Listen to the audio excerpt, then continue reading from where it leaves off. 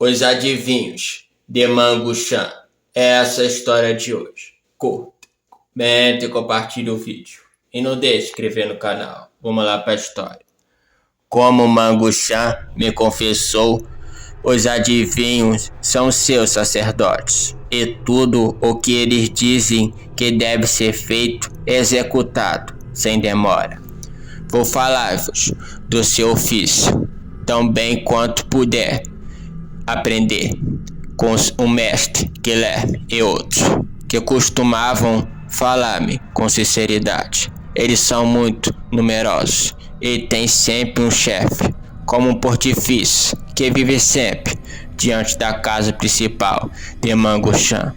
A cerca de um passo dela, sob a sua guarda, estão, como já disse antes, as carroças, na qual os ídolos são transportados. Os outros vêm depois da casa principal, em lugares que lhes são designados. Chegam até eles de várias partes do mundo, pessoas que acreditam na sua arte. Alguns dentre eles sabem algo de astronomia, especialmente o chefe. E prediz-lhes os eclipses do Sol e da Lua. E quando um eclipse está para acontecer, todo o povo armazena o seu alimento, pois ninguém pode deixar as suas habitações. Enquanto o eclipse ocorre, os magos tocam instrumentos e tambores com grande barulho e clamor. Depois que o eclipse termina, integra-se a bebedeira e a festa, e ficam muito alegres. Eles preveem dias de sorte e de azar para a realização de todos os negócios. E assim que os mongóis nunca reúnem um exército, nem iniciam uma guerra sem o seu consentimento. E há muito tempo o Moal teria voltado para a Hungria, mas os adivinhos não permitiriam isto. Todas as coisas que são enviadas à corte, eles levam entre as fogueiras, e para isso retém uma certa porção nelas. Também limpo todas as roupas de cama de pessoas falecidas, levando-as entre as fogueiras.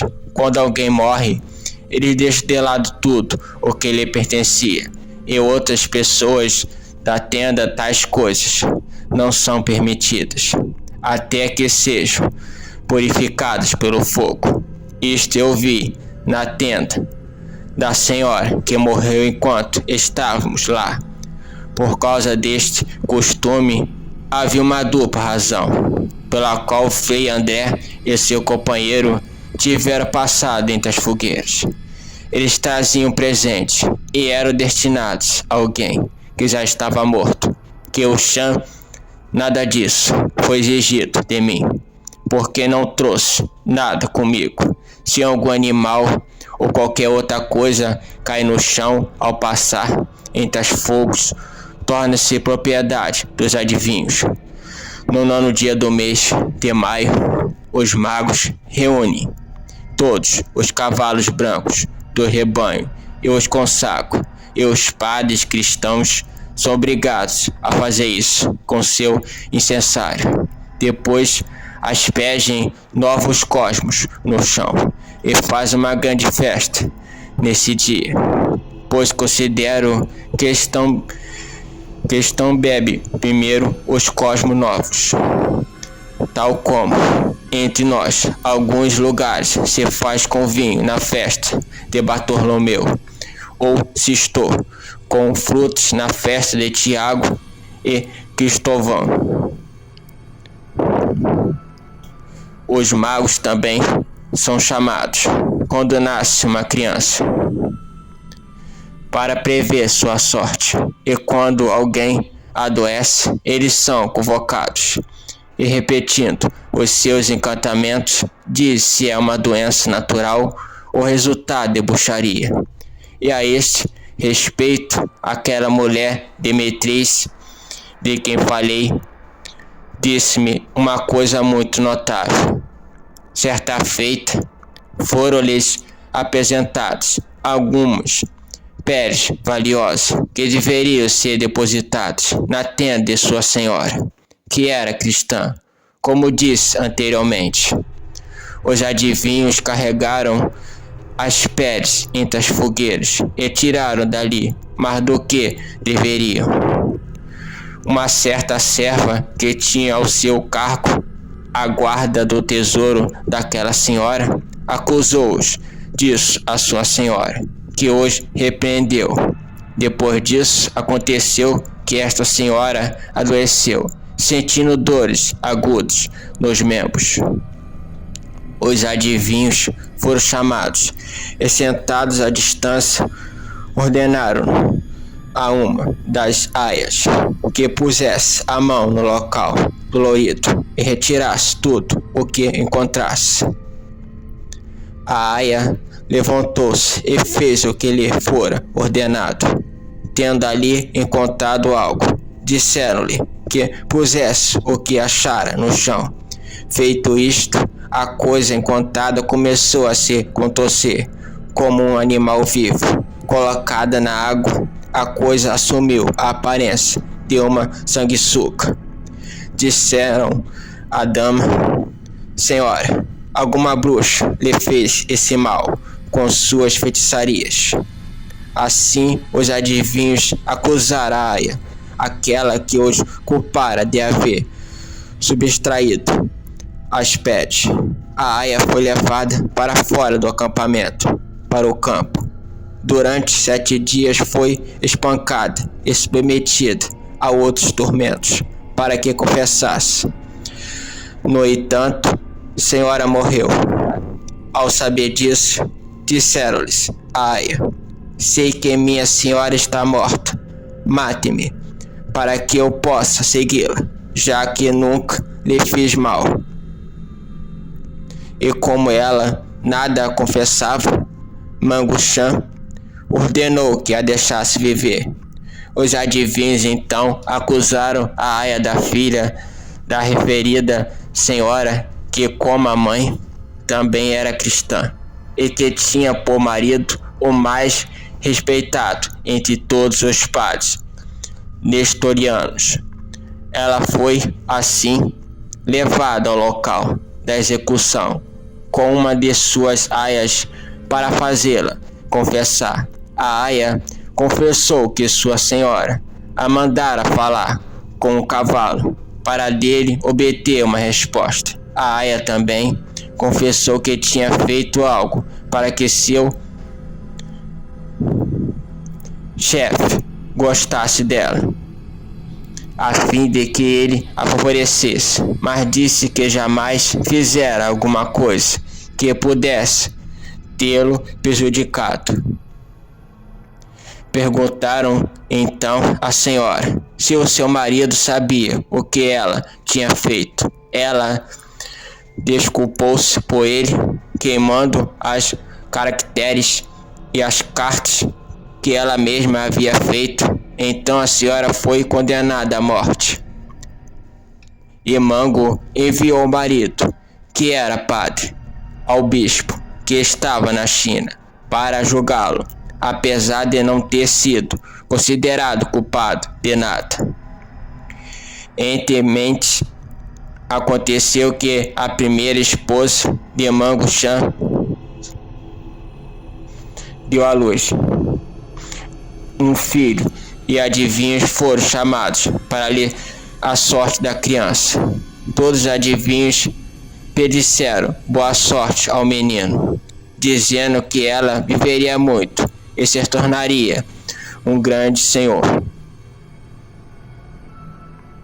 Todavia, depois de alguns dias, a criança morreu. A mãe, furiosa, chamou os adivinhos, dizendo: disseram-me que o meu filho viveria. No entanto, ei-lo aqui morto. Então eles responderam: senhora, aqui vemos a feitiçaria da aia de Xirina, que outro dia foi condenada à morte. Ela matou seu filho, e agora a vemos levando consigo. Ainda vivia no acampamento um filho, uma filha, já adultos daquela mulher. A senhora, furiosa, mandou buscá-los e fez com que um homem os matasse em vingança pela morte de seu filhinho, que, segundo os adivinhos, fora morto pela mãe dos supliciados. Depois disso, Oxã sonhou com os filhos da Aya e no dia seguinte perguntou o que havia acontecido com eles. Os servos recearam de contar-lhe o ocorrido, mas eles perguntou com mais solicitude onde estavam eles, por lhe havia aparecido uma visão noturna. Então os servos lhe contaram o sucedido. Oxã imediatamente enviou uma mensagem para sua consorte. Perguntou-lhe de onde ela tirara a ideia de que uma esposa poderia ser condenada à morte, deixando seu marido na ignorância do que ela teria feito. Então, trancafiou-a por 7 dias, com ordem de que não lhe desse comida. Quanto ao homem que matara os jovens, ele ordenou que o decapitasse e que pendurasse a sua cabeça no pescoço da mulher que matara a moça, fazendo com que ela fosse espancada com tições em chamas pelo acampamento. Depois mandou executá-la, e ele teria matado a própria esposa, se não fosse pelos filhos que teve dela. Mas ele deixou a sua tenda e para lá não retornou por um mês.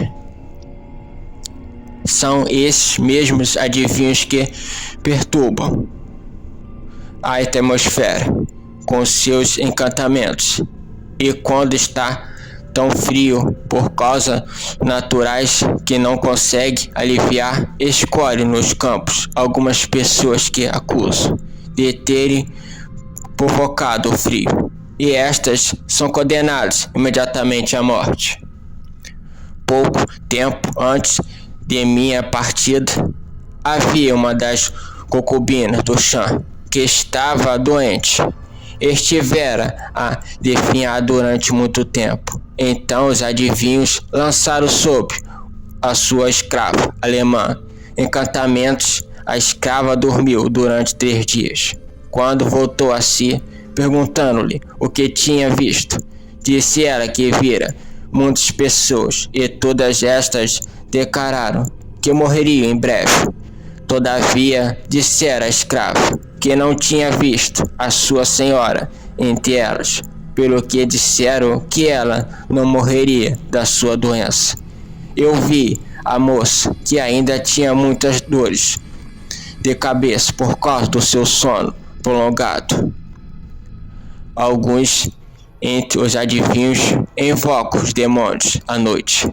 Reúne-se em suas tendas os que querem obter resposta dos demônios, colocando alimento no centro das tendas. Nelas, o adivinho que faz a invocação começa a repetir os seus encantamentos e bate violentamente no chão com um tambor. Por fim, entra em fúria, faz-se amarrar, e depois, na escuridão, chega o diabo. O adivinho dá-lhe a carne para comer, e o demônio responde-lhe. Certa vez, conforme me contou o mestre Guilherme, um certo húngaro se escondeu entre eles, e o diabo que apareceu por sobre a tenda gritou que não poderia nela entrar, pois havia um cristão entre eles. Ao ouvir isso, ele fugiu às pressas, pois começaram a procurá-lo. Isso e muitas outras coisas faz os adivinhos, as quais levaria muito tempo para contar. Né, gente? Os adivinhos de Manguxã. Espero que tenham gostado da história. Curta, comente e compartilhe o vídeo. E não deixe de se inscrever no canal. E até o próximo vídeo e fui.